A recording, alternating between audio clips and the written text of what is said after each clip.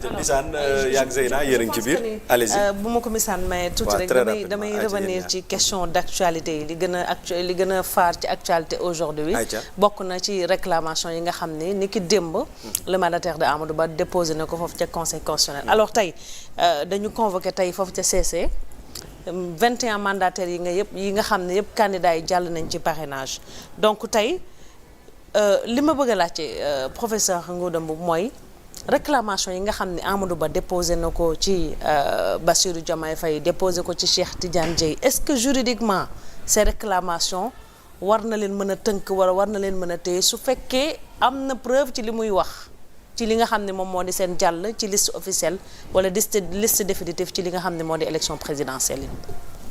xam nga ma dellu ci jurisprudence bi la jurisprudence du 20 janvier 2019. jurisprudence yaa ngi bëgg a bari nag. moom la ñuy xayma en fait. parce que su ma demul ci texte bi rek. ci li juge bi wax laay mën a. maanaam mu ngi bëgg a bari ci Sénégal fii. waaw mais noonu la jurisprudence moom donc moom mooy. juge yi lu ñu rendre rek donc dañ koy boole ci jurisprudence. évidemment alors soo gisee dafa waxoon ni Idrissa Seck dafa bindoon bi muy def réclamation ne ko donte candidat la waaye kii di Khalifa Sall dama bëgg nga def ko ci liste bi. conseil constitutionnel ne ko.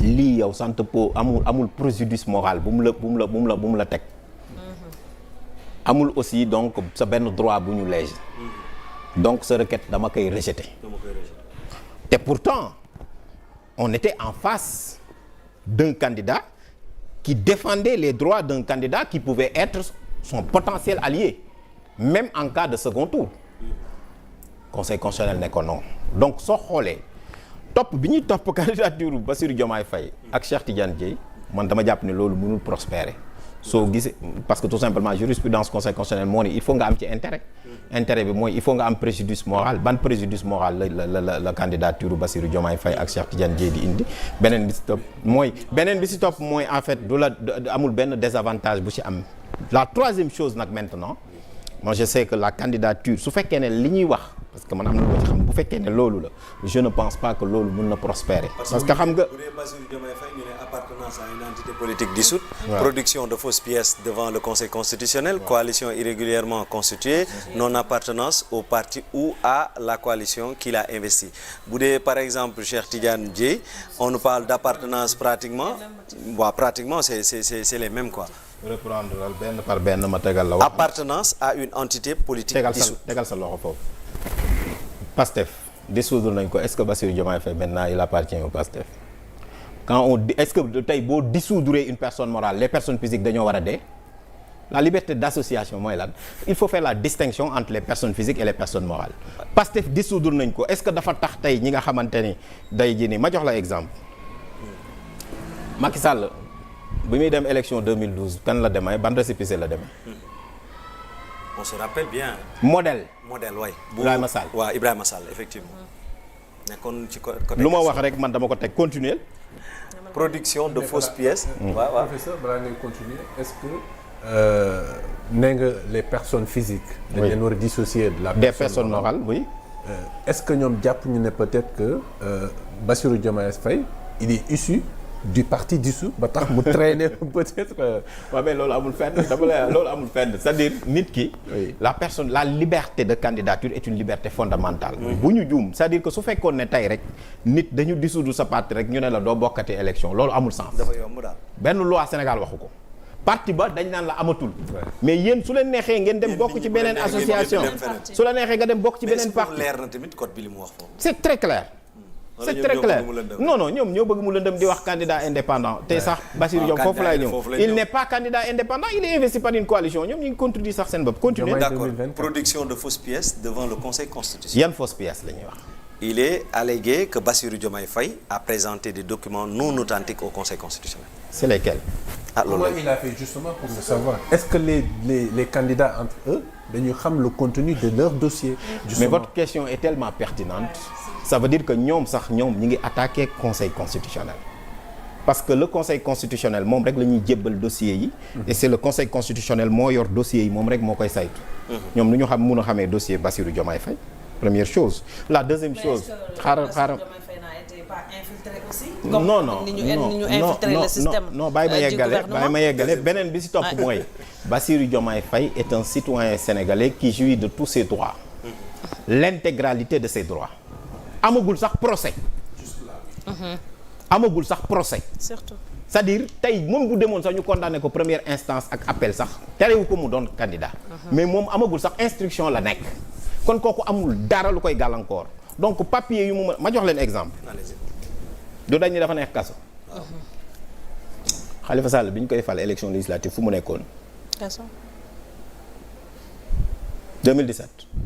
ku nekkoon tête de liste du moom. Barthélémy Dias bi ñu koy fal député fu mu nekkoon.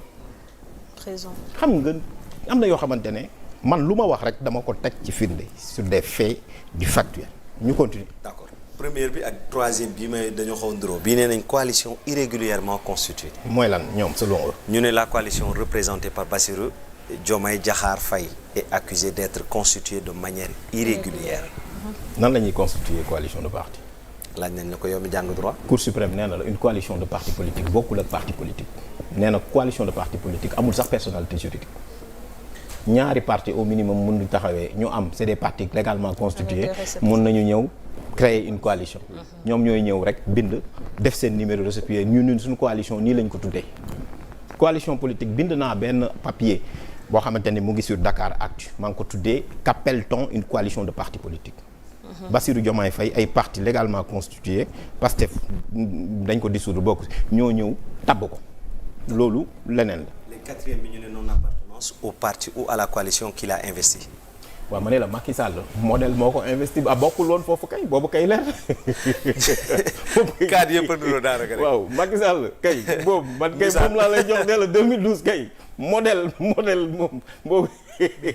bokkul woon foofu. Mbisaan bu la neexee mën nga ñëw de Mbisaan. Abdou Khadre day jël sa question bi de. bon bu fekkee non dama lay tooñ Mbisaan. wax nga foofu professeur que Macky Sall le président Macky Sall en 2012 c'est avec le récépissé du modèle mais jusque-là comme yaa ngi ci biir autorité de régulation du parti est-ce que ba tey jii nii Pastef bi ñu dissoudre jot na récépissé am formellement. Moi j'ai pas compris. Pastef. bi ñu ko créé ak tey est-ce que jot na récépissé. waaw xam nga Pastef amoon na récépissé. oui. parce que Pastef mënul exister di bokk ci ay coalition te doo am récépissé. Pastef c'était un parti légalement constitué. Maintenant dañ ko dissoudre. donc bu ñu ko dissoudre mooy administrativement mënatul fonctionner. ak structure yi donc voilà noonu la quoi mais Pastef.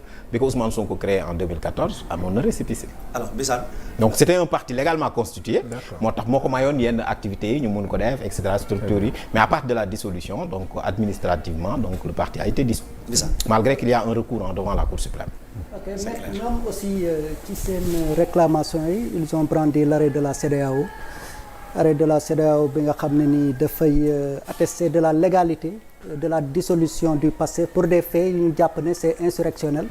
fu ñu waxee aussi procédé frauduleux par la coalition de Diomaye 2024 ñu ne daal dañoo utiliser couleur Pastef pour rek tromper peut-être l'électorat wan leen ne Pastef la Pastef bi fi nekk Pastef nekku fi mais mu ngi fi beneen bi aussi mooy son statut de personne en détention provisoire mu ne ça l'inscrit dans un régime particulier te loolu aussi ñoom ci seen réclamation lu ñu bind mooy ne da koo nëbb Conseil constitutionnel donc ñoom yooyu lañ teg sur la table pour. xam nga boo nekkee dans une démocratie am tabax c'est ce qu'on appelle une contestation sérieuse en droit nee naa la Khalifa Ababacar Sall bi mu nekkee fii nii Khalifa Ababacar Sall nee naa la fa bi ñu koy fal bi mu nekk candidat fu mu ko fekk. Barthélémy Dias. pareil donc xam nga li ñuy bind nii rek dañ koy bind rek beneen bi si topp ñu ne la couleur Pastef amul fii ministre bu fi génnoon ni OFNAC couleur Pastef la. yàggul dara. alors que OFNAC 2012 lañ ko créé Pastef ñu créé ko 2014. gis nga dafa am la un contentieux des couleurs des dénominations et des signes xam nga ku koy réglé. ministre de l'intérieur. bu ministre de l'intérieur moo koy réglé bu fekkee ni nag maintenant kii la maintenant conseil constitutionnel réglé loolu ça ne veut rien dire étape boobu yeggaguñ fa. donc ñoom loolu ñuy wax noonu ça ne tient pas. le statut de prisonnier de détenu provisoire. waaw dama ne la Bassirou Diomaye Faye jouit de l'intégralité de ses droits nee naa la fii Sénégal am na ñu fi nekk prison ñu fal leen dafa mën a am 2 poids 2 mesures. La gravité des faits que reproche. Non, la présomption d'innocence est un principe à valeur constitutionnelle. Fay lu mu mën a defee lu mu mën a def Sénégal fii nii la présomption d'innocence n'admet pas d'exception. Il n'existe pas de présomption de culpabilité. C'est un principe à valeur constitutionnelle. Comprendre nga nekk dans les liens de la détention taxul ba tey nga ñàkk sa ñàkkoo benn droit.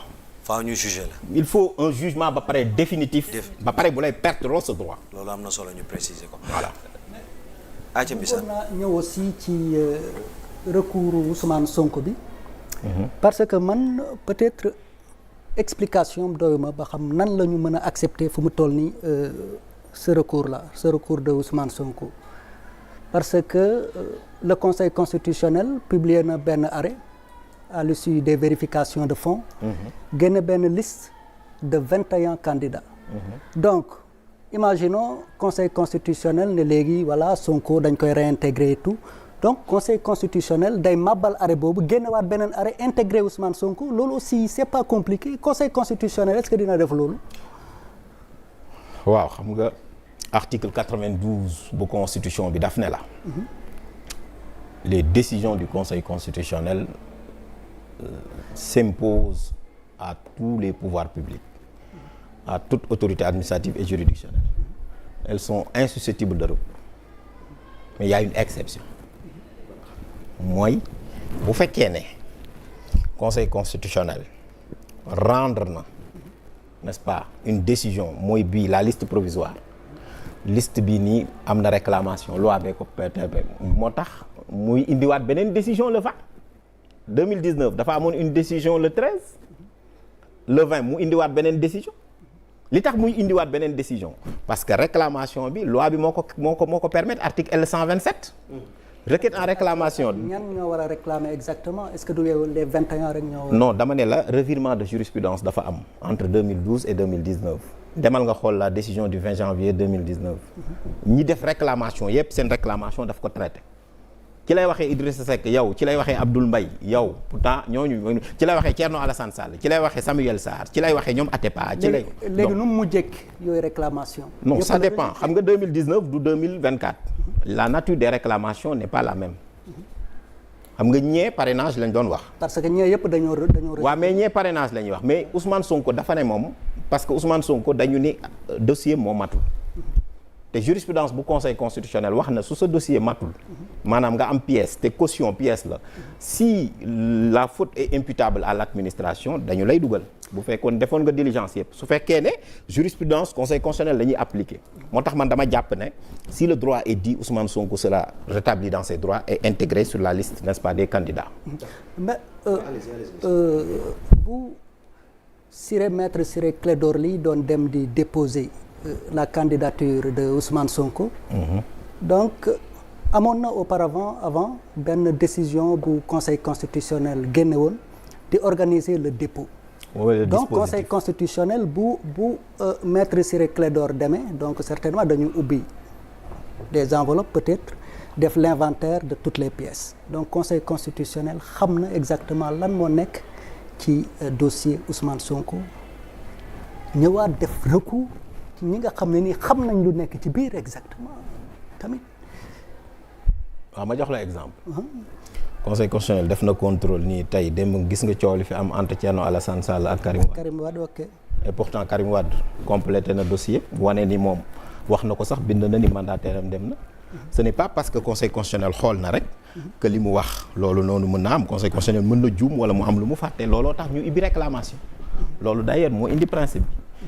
donc la réclamation permet tout simplement de réclamer contre la liste. Ousmane Sonko, il sait que donc il a été lésé, ses droits ont été violés et conformément à la jurisprudence du Conseil constitutionnel, si le droit est dit et appliqué, Ousmane Sonko aura raison et il sera rétabli et conformément à la jurisprudence du Conseil constitutionnel de instance en carré de 1998 jusqu'en 2023. mais ndax am na valeur juridique bu Amadou Ba surtout réclamation bu Amadou Ba.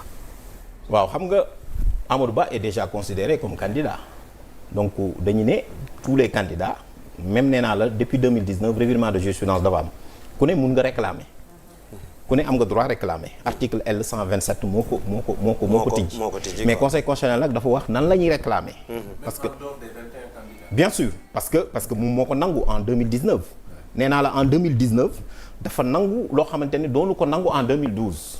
donc loolu la ñuy tuddee revirement de jurisprudence parce que boo musaa na ñëw di def réclamation daf la naan man yow doo candidat c'est irrecevable lan daan wax mais 2019 daf ni leen damay càmbar mu ne Abdoul Mbaye yow lii ngay contesté mu ne Thierno Alassane Sall yow lii ngay contesté mu ne ñoom Amsatou Sow Sidibé yow lii ngay contesté mu ne ñoom Atepa yow lii ngay contesté yow Bougane Gueye Dany lii ngay ainsi de suite Mamadou Lamine Diallo lii et cetera vide lépp dans cette décision là c'est plus de 100 considérants soo xoolee donc boo xoolee foofu noonu donc voilà moo tax réclamation bu ñëw moom da koy càmbar xool en fonction de sa jurisprudence et en fonction de la nature de la réclamation mu xool ndax lii n'est-ce pas en réalité donc li ngay réclamer li ngay joytu maanaam donc dëgg la et puis accepté na ko boobaa nag donc voilà mais ce cas de figure bu Ousmane Sonko dama ne leen jurisprudence moo ko traité te ñun suñu bëggee xam benn affaire dañuy xool nan la ko juge yi traité woon te dans l'affaire Insa Sankaré dañ ko bañaloon caution moom mu demoon yóbbu ko bi mu yóbbee gars yi jëluñu ko mu dem wut huissier ñu constaté ko le lendemain la dem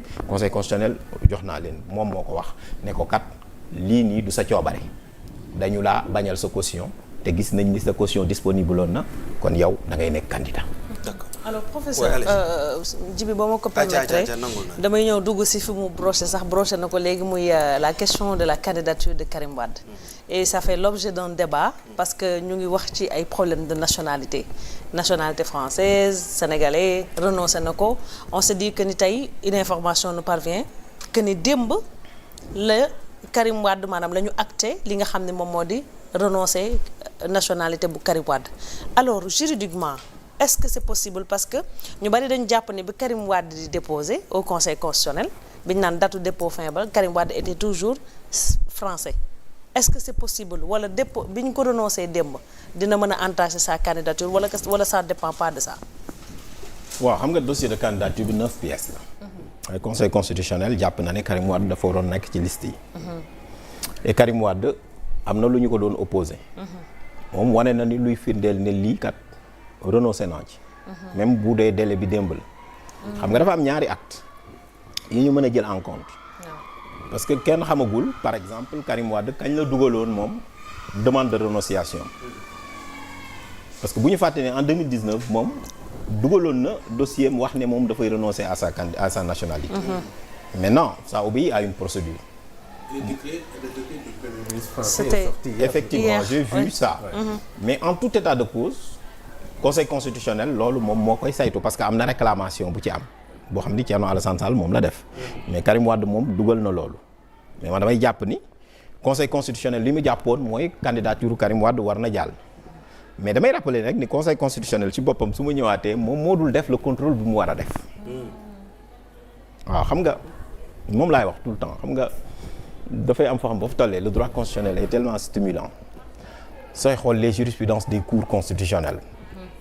xam nga joo jëlee article 37 daf la wax ne la président de la république dafay def une déclaration de patrimoine ñu ne la déclaration de patrimoine boobu président de la république kan la koy jébbal ñu ne la conseil constitutionnel waaw su ko jébbalee conseil constitutionnel moom moo koy jël saytu ko ba pare publier ko partout où besoin sera mais su ngeen demee xool la déclaration de patrimoine bu président Macky Sall amul sa situation financière voilà alors que loolu su amee normalement conseil constitutionnel dafa waroon a def un contrôle poussé am na même Niger par exemple cour constitutionnelle bi le président Issoufou defa sa déclaration de patrimoine après mu am ay nag yu si yokku daf ko wax ni ko defal une déclaration complémentaire donc problème bi mooy contrôle conseil constitutionnel bi moo doon un contrôle qui n'était pas poussé gis ngeen Karim Wade moom génn na ne xam na ñoo xamante ni am nañ double nationalité sànq bu mu ko bindee donc pour dire que loolu ça ramène au conseil constitutionnel est-ce que def na contrôle bu mu waroon def foofu donc problème bi mooy conseil constitutionnel moom moo war a def un contrôle mais nag je me rappelle que en 2019 j'étais chez vos collègues de la RFM parce que moi j'étais leur consultant dañ ma daan woo vers 23h j'étais avec Maître Moussa Bocar Thiam d'ailleurs dans un débat où j'ai posé ces questions-là en disant que Conseil constitutionnel dafa mel ni la nationalité qui est une condition de fond du ko contrôler de façon poussée. moom dafa mel ni il se limite sur les déclarations d'honneur. C'est comme la déclaration de patrimoine aussi, c'est une déclaration d'honneur moom loo ko jox rek doy na ko quoi. Alors que c'est une juridiction constitutionnelle boo xamante ne dañ ko jox ay pouvoir.